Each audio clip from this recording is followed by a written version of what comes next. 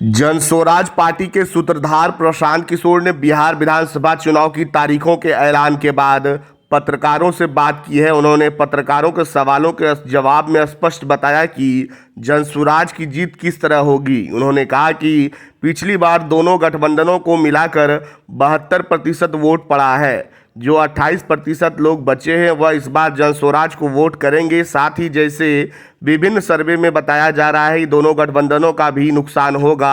मान लें कि दोनों गठबंधनों का 10-10% वोट का नुकसान भी हुआ तो जन स्वराज में जुटेगा और हमारा वोट 48% हो जाएगा। हमें वोट कटवा पार्टी भी बताया गया है, लेकिन इसमें हम अपने लिए मेडल मानते हैं। हम लोग दोनों गठबंधनों का इतना वोट काटेंगे कि वह साफ हो जाएंगे। वहीं प्रशांत किशोर ने बिहार विधानसभा चुनाव के ऐलान और इसे 2 चरण में ही संपन्न कराए जाने के फैसले का स्वागत किया है। उन्होंने कहा कि यह हम लोग हमेशा पढ़ते रहे हैं, इसलिए अब परीक्षा का ऐलान के साथ टेंशन मुक्त हो गए हैं।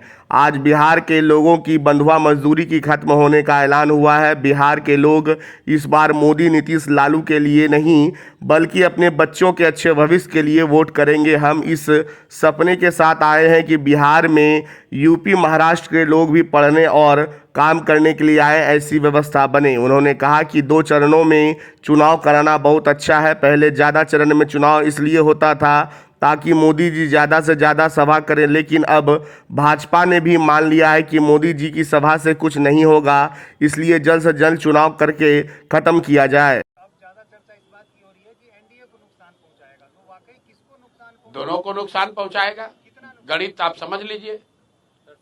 पिछली बार दोनों गठबंधन को मिलाकर 72% वोट पड़ा है। तो जितने आप लोग पत्रकार अनुभवी लोग हैं जो ये कह रहे हैं कि जगह नहीं है, तीसरे का विकल्प का जगह कहाँ है, तो आप समझिए कि पहले तो भाई दोनों गठबंधन को मिलाकर 72% वोट पड़ा है, मतलब 28% लोगों ने तो पहले से ही इनको नकारा हुआ है। तो उस 28% का एक बड़ा वर्ग जो है वो जन स्वराज को वोट करेगा। और दूसरा, मेरा जो सबसे बड़ा आलोचक है, आपकी गणना को ही मान ले कि भैया दोनों का वोट थोड़ा थोड़ा काटेगा। मान लीजिए आपका जो भी गणना, हमारे पास तो थर्मामीटर है नहीं कि बता दें किसका कटेगा कितना, लेकिन इतना तो सब मान रहे हैं कि दोनों का कुछ ना कुछ नुकसान होगा, किसी का ज्यादा थोड़ा, किसी का कम। अगर दोनों दल का 10-10% भी नुकसान हुआ तो उसमें जोड़ दो भैया 28% और 10-10% दोनों का काट दीजिए, कहानी खत्म। आपको लग रहा है कि भैया ये अरे ये कैसे होगा, हमको दिख रहा है कि इससे आसान तो कुछ है ही नहीं। आप लोग कह रहे हैं भैया इनका MY समीकरण है, और आप यही कह रहे हैं कि ना भैया 10 में एगो दूगो तो MY समीकरण वाले लोग भी आपको वोट दे रहे हैं, 2-3 मुसलमान यादव भी तो जन स्वराज को वोट दे रहा है। तो भैया अगर 2-3 मुसलमान और यादव वोट दे रहा है तो 10% वोट उनका गया। आप कह रहे हैं एनडीए का ज्यादा कट रहा है, तो 10% से ज्यादा उनका जोड़ दीजिए।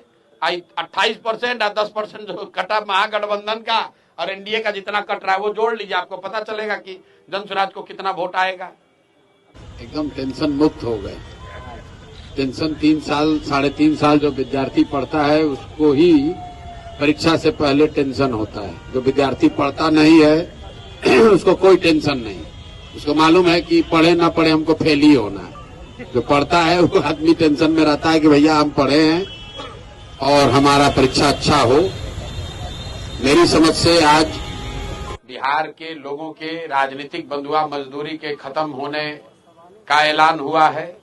ये चुनाव की तिथियों की घोषणा नहीं है, बिहार के बच्चों के भविष्य के सुधार की शुरुआत होने की तिथि की घोषणा है। क्योंकि इस बार बिहार जाति, धर्म, नाली गली, मोदी, नीतीश, लालू, प्रशांत किशोर के लिए नहीं, अपने अपने बच्चों के लिए वोट करेगा, अपने बच्चों के पढ़ाई और रोजगार के लिए वोट करेगा, बिहार में बदलाव के लिए वोट पड़ेगा और उस शुरुआत के लिए वोट पड़ेगा जिस सपने को लेकर हम लोग यहाँ आए हैं कि आने वाले 10 साल में इस देश के 10 अग्रणी राज्यों में बिहार को शामिल कराएं। तो यूपी, पंजाब, हरियाणा, गुजरात, महाराष्ट्र से लोग बिहार में नौकरी मजदूरी करने आए, वैसी व्यवस्था बनाने के लिए वोट पड़ेगा। कोई कितना भी प्रयास कर ले, ये परिवर्तित होने वाला नहीं है। आज उनका ये लास्ट उद्घाटन होगा? लास्ट उद्घाटन है नवंबर में, 9 दिसंबर तक। अगला हमने बहुत दिन पहले बोला है, इस बार जब मकर संक्रांति के दिन बोला था कि ये लास्ट दही चूड़ा आप खा रहे हैं, एक अन्य मार्ग पर आगे खाने को नहीं मिलेगा। मेट्रो स्टेशन अच्छी तरीके से लिख लीजिए इस बात को, अगला दही चूड़ा नीतीश कुमार एक अन्य मार्ग पर नहीं खाएंगे। अगर खाएंगे तो आप आकर हमसे पूछ लीजिएगा।